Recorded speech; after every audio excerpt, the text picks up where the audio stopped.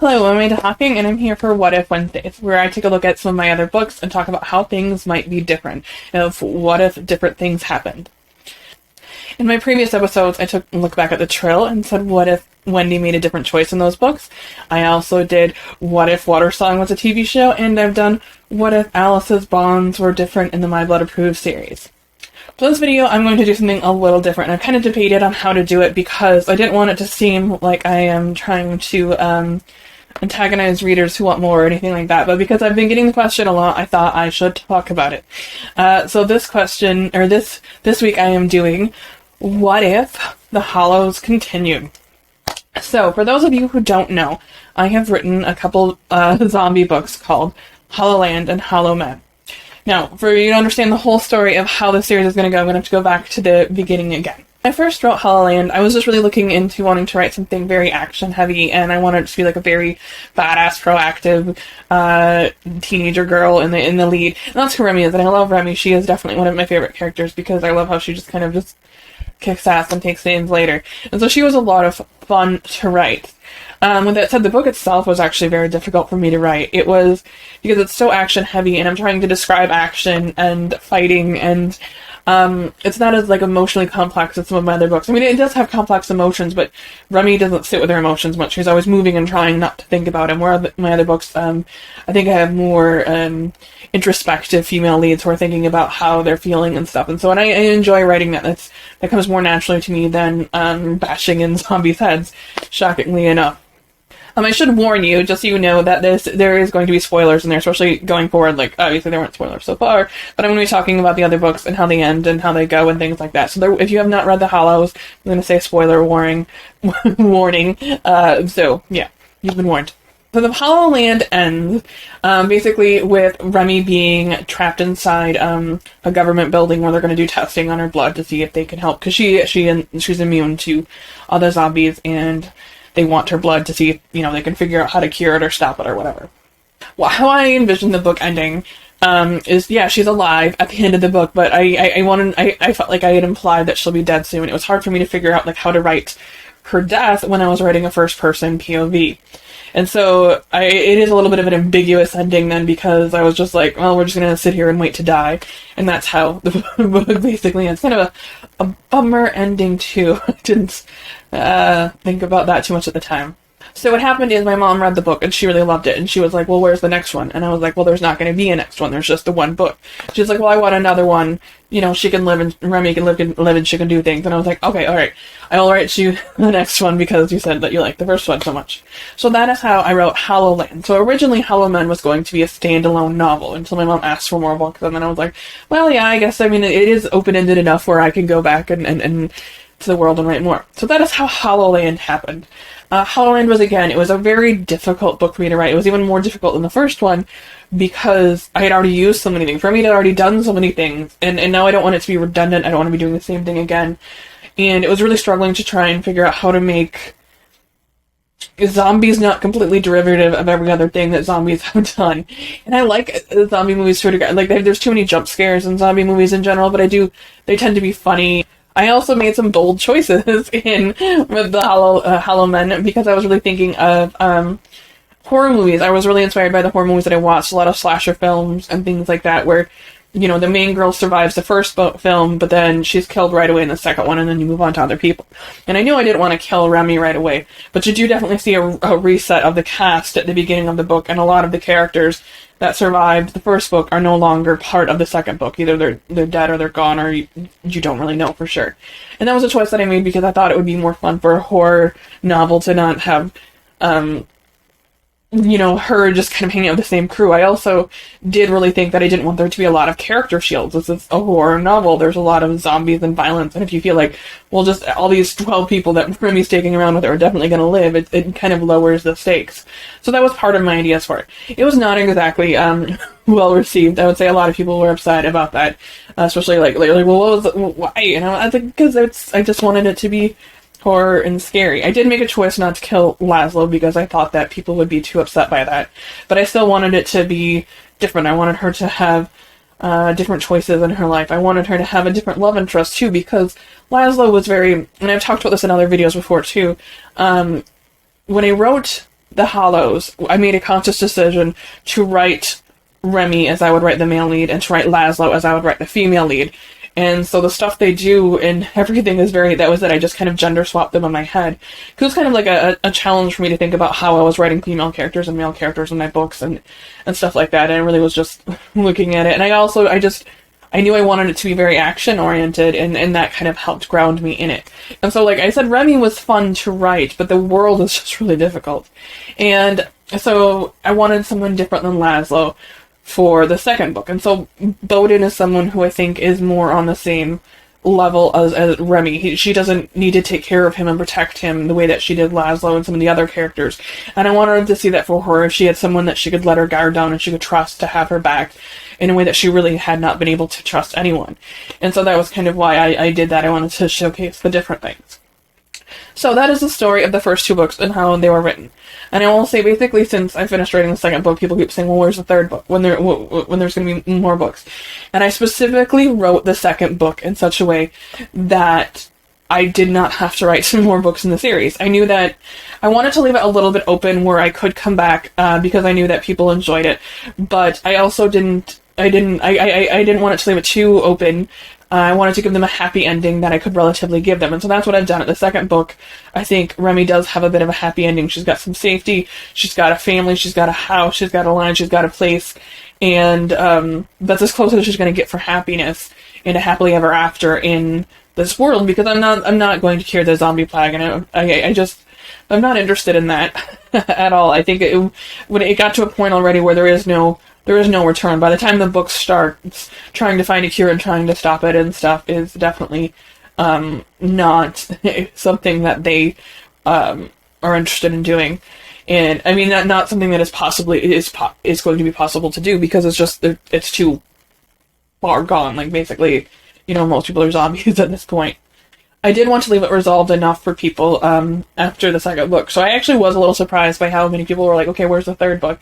And assumed there's going to be a third book, when I did not write the second book with the intention of there being a third book.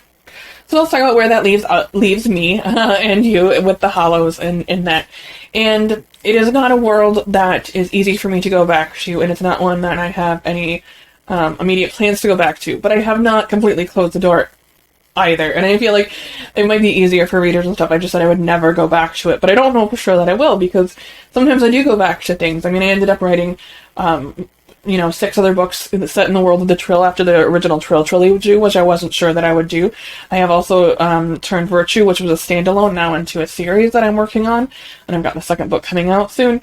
So I do sometimes go back to worlds if I want to, and if I feel like there's something there that I can do. But I'm also not just going to go back to it just to go back to it. So I've done some outlines and some sketches and some light ideas of what I would have happen in a third book. But the biggest thing is there was no way that it felt to me that it wouldn't be incredibly, incredibly derivative in a way that isn't exciting for me or fun for readers. And it's really hard to come up with new ways to kill zombies, especially when I've already set up the world where, there's not technology everywhere, and I've kind of written guns out of the book because they're running out of ammo and things like that. It's been going on. And, I mean, there are probably things, but not everyone just has, 1,000 guns just laying around at all times, and a lot of them have been used or destroyed, and a lot of things have been destroyed. It's the world's, it's a post-apocalyptic situation here, Better for me and for readers. They're more... Because again, I don't even think that action is my strong suit, and so I think it is. I'm always fascinated by how popular these books are, because they were such a struggle for me. They really were. Writing is usually not that much of a struggle, but I think I also tend to write a lot of dialogue, and there's hardly any dialogue in The Hollows. I think it's one of the only books I have where there's full chapters where there's no dialogue whatsoever.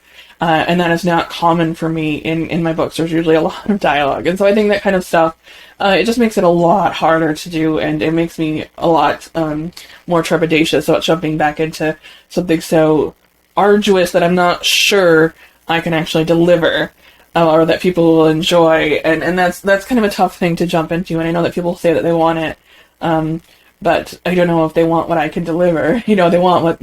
People want to read what they want to read, but that doesn't mean that I can deliver it, kind of thing.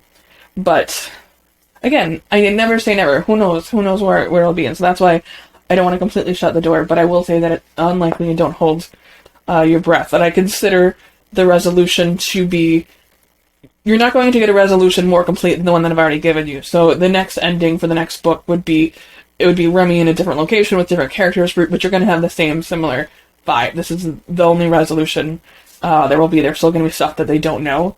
Because I really wanted that for this world too, and especially because I keep it so insular with just Remy and whatever character she runs into. She's not going to know everything. I mean, and who knows? I mean, they are very isolated. We have no idea what's happening in larger parts of the world or what they're doing. I did keep it very like northern North America, kind of. That's in this group is the only thing that she knows. But there's a whole other world. I mean, who knows what's happening there. Remy certainly doesn't, and I don't think that Remy is ever going to find out. She's never going to have a big picture. The point of the story is to be this very myopic survivor story. So that's all there really is. There's no real mystery. But I do feel like it is a world that can be returned to, like the same way that Mad Max can. And that was also one of my biggest inspirations were the Aliens franchise and Mad Max.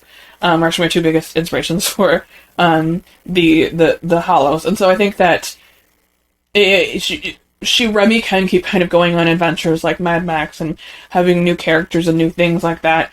I don't know how much readers would enjoy that, though, considering how they react to the second book when I've kind of reset. And that is my plan going forward, though. That is what I want to do with this series. That is what I've established. Is that in the third book, again, there's going to be a big change of the status quo. Like, right now, I left her with a happily ever after, but the notes that I have for the next book is that it's completely upended. You know what I mean? She's not just living here happily. You know, characters are going to die right away, and she's going to have to move somewhere else because her safe house is upended again. So in the next book, the ideas that I had would have Remy going to a city. She has actually been around a lot of people. She had that the time where she kind of briefly lived in like a FEMA type camp in the government and stuff, but she didn't spend a lot of time there. She gets there, she is there for a few days, and then basically, you know, everything changes, and then she's trapped and locked up, and then she's on the move again in the next book and stuff like that. But so I actually wanted her to really interact with a city, and not one that is so government run. I was really thinking of more like one of the cities that you would see in like the video game for Fallout, or some of the cities that Mad Max ran to, just a very kind of like outpost, scraggly, you know, kind of beyond the Thunderdome type of world, I guess, you know, very, very kind of, that kind of aesthetic was what I was picturing in my head. In that city, I would have Remy find Laszlo, and that's going to obviously add some tension. But yeah, so Laszlo would be one of the few characters that would be returning. I'm planning to, if I do, I'm planning to kill out a lot of the characters. Like I said, the only character I know for sure, the only characters that I will say I will definitely not kill in this series is just basically Ripley LaLine. Ripley LaLine will never ever die. I'm just gonna tell you that, because I can't enjoy things. I don't like anything where a named animal dies. I'm willing to let like unnamed animals die, but not named animals. Just not doing it in my books. So yeah, Ripley will never die. She will always be safe.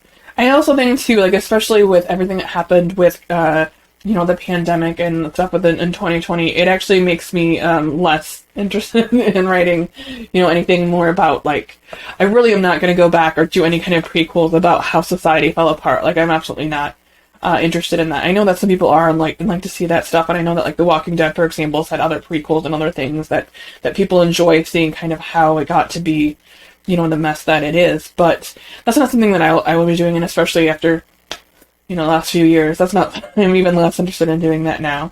It's not that I don't enjoy the book, it's just that I really don't enjoy writing them, and I don't know that I can do a third book justice, and that's kind of where I get stuck. It's like, how do you... It's hard, I mean, sometimes like that, and then especially for this one, which wasn't a planned thing, so I don't have like an overall arc, and that's it too, is she doesn't have the big bad. Every book is a zombie, and they're going to attack the same way, unless, like, I started to go... See, and I don't know if I don't think I would want to do that, where they really evolve. I've kind of talked about them evolving in the books to become better hunters, because at some point they're going to be, like, completely wiped out, you know, they'll starve and stuff like that, and I didn't want that either. I want them to be kind of like a permanent fixture, you know, in this kind of post-apocalyptic world that Remy lives in the Hollows. But I don't want them to become like sentient, where they're having like arguments and they're debating and they're like villains and doing, you know, and it becomes like a whole separate kind of allegory. That wasn't the way I was going with this. I really just wanted it to be, I don't know, just horror and romance and running in a line. That was basically, you know, the thought process. So that's basically, I want to give you a hint of what you could expect or would not expect in future Hollows books. But again, it's one of those things where like I will never say never, but I can tell you that it's not in my immediate plans. I've got a couple series that I'm working on now that I'm committed to, and I want to finish those before I start anything new. And so I know for sure not to touch those, but I also have so many ideas for other things that are just, I think. So that's it for today in this video. It's probably not my most satisfying one, but like I said, I do get questions from readers a lot asking more about it, and so I just feel like it's good for me to kind of talk about it and explain what's going on. An exciting week. I will be back next week with more What If on Wednesdays, and I will also be back next week with my book club, Mandy's TBR Book Club. We're reading Neon Gods this month, and we will be meeting on June 30th. I will post exactly where and what we'll be doing on June 30th, but it's going to be online, so yeah, it'll be easy to figure out. Also later on this week, my book Tristitia will be out. It's the second book in the Seven Fallen Hearts saga. The first book, Virtue, is out now in ebook and paperback, and Tristitia will be out in ebook and paperback. And also, I'm working on audiobooks, but I don't know when that will be. But it is something that I'm working on. And yes, again, please leave comments about other stuff that you would like me to talk about in the What If videos. Like I said, I've been really getting some good stuff, and I'm really receptive to get what you guys want to hear and what you guys want to talk to me explore. I'm not going to like give you too many spoilers for future books, but I do like some What If things were, you know, a little different. Also, please, if you like this video, please hit like and subscribe. It really helps my YouTube numbers and things like that. It makes it easier for me to put out more content and more books for you guys. So, yes. And as always, stay safe, be kind, and happy reading.